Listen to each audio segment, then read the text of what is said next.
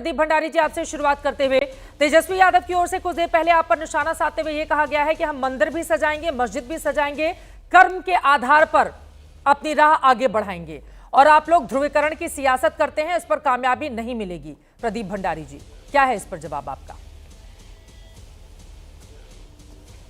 चित्रा जी, संसद द्वारा पारित वक्फ कानून को अगर कोई ये कहे कि वो कूड़ेदान में डाल देगा तो हम क्या शांत बैठे हैं क्या?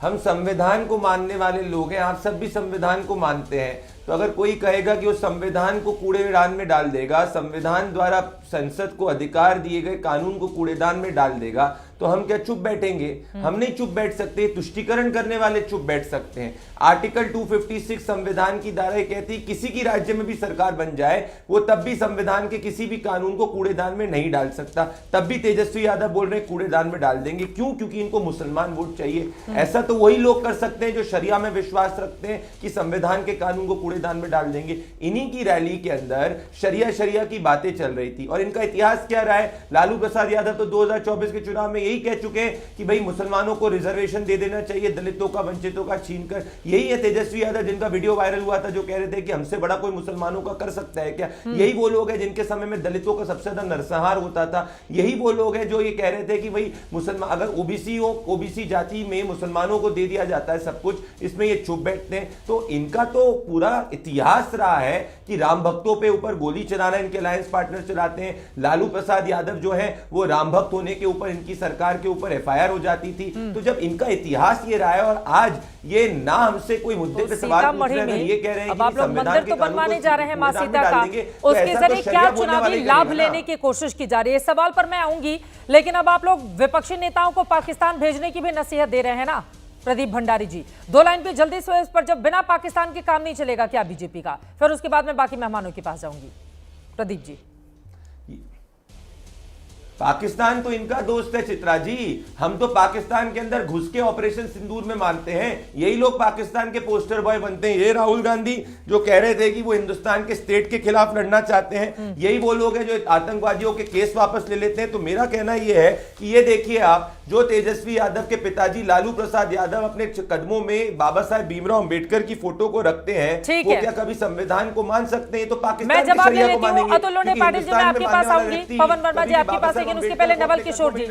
ठीक है, ये भारतीय जनता पार्टी की ओर से जो आरोप लगाए गए हैं, अब संविधान प्रदत्त संसद के अधिकार का प्रयोग करते हुए वक्फ कानून को पास किया गया, मामला अभी कोर्ट में है, उसको कूड़ेदान में फेंकने की आप उस समय वकालत कर रहे हैं जब आपके हाथ में न ताकत है, न किसी भी राज्य सरकार की यह ताकत है कि वो ऐसा काम कर सकती है। तो उसके बाद ये लोग आरोप लगा रहे हैं। नवल किशोर जी, इस पर जवाब दीजिए आप। फायदा मिलेगा इससे? वोट हासिल होंगे क्या आरजेडी को चुनाव में? नहीं, देखिए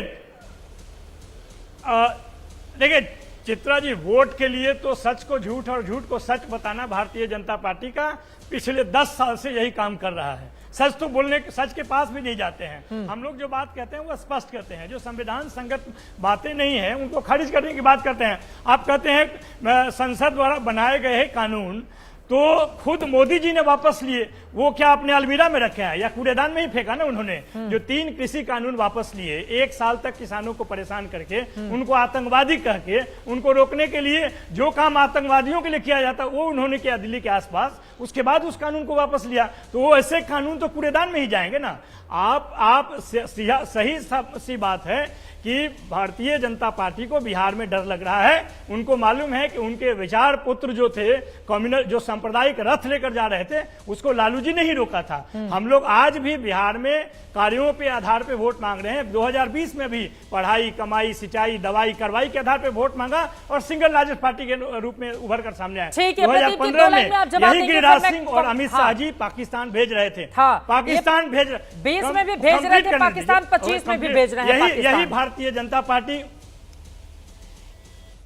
नहीं तो 15 में ही भेज रहे थे। सबसे छोटे दल के रूप में उभर कर आए 2015 भारतीय जनता पार्टी। इसलिए बिहार की जनता समझती है कि पिछले 20 साल से जो लोगों को भरमा रहे हैं, जो लोगों को ठग रहे हैं, अब बिहार की जनता एक गाना सुन रही है।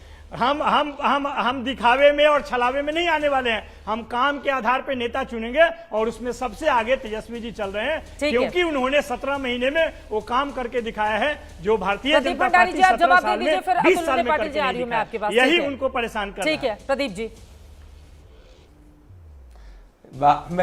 चित्रा जी आप याद करिए, लालू प्रसाद यादव तो ओसामा बिन लादेन के हमशक्ल को लेकर घुमा करते थे चुनाव प्रचार में। इनका तो दिल आतंकवादी और पाकिस्तानी में ही बसता है।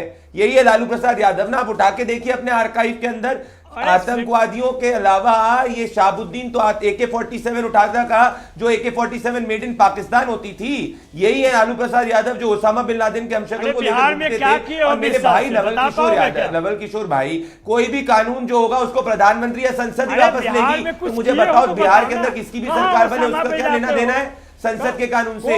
अरे 15 साल से वनवास पे हो, आने वाले 15 साल पे भी वनवास पे रहोगे। पर बताओ शरिया के खिलाफ बोल के बताओ, शरिया ऊपर है कि संविधान? ये बताओ, शरिया ऊपर है कि संविधान? शरिया ऊपर है कि संविधान? शरिया ऊपर है कि संविधान? ये वक्फ बोर्ड ने जमीन कब्जा करी थी गोविंदपुरी गांव में। किसने जलाई? गोविंदपुर गांव के अंदर 95% हिंदुओं की जमीन को वक्फ बोर्ड ने कब्जा करा था। अब इसके पक्ष में क्यों खड़े हो रहे हो? झूठ लेकर क्यों ऐसा कर रहे हो नवल भाई? झूठ लेकर आए हो ना, क्यों ऐसा कर रहे हो? नहीं नवल की ये देखो, जगह है ऐसे ये बिहार देखो, में जहां पर पूरा का पूरा गांव वक्फ की संपत्ति बता दिया जाता है। आप उसको चैलेंज नहीं कर सकते हैं। वक्फ वालों ने भी तो एक बड़ी प्रॉपर्टी पर अपना कब्जा जमा कर रखा है ना। अब नवल किशोर जी, इससे तो आप इनकार नहीं कर पाएंगे। मैंने बहुत सारी ऐसी स्टोरीज देखी हैं कि पूरे के पूरे गांव को बता देता है कि लालू यादव ने खुद ही बयान दिया था।